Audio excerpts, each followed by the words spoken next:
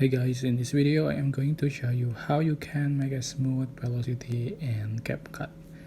So tap on your project and select your video you want to edit, and here I already have one project. And how to make a velocity for smooth, and just going to tap on the clip, select speed button. You can select normal or curve option here.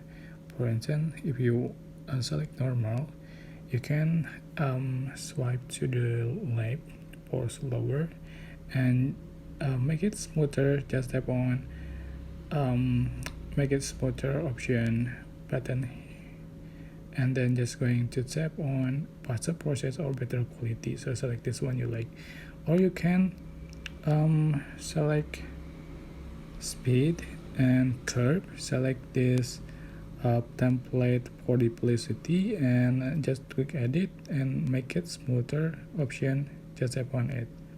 Select faster process and better quality. So just tap on check mark if you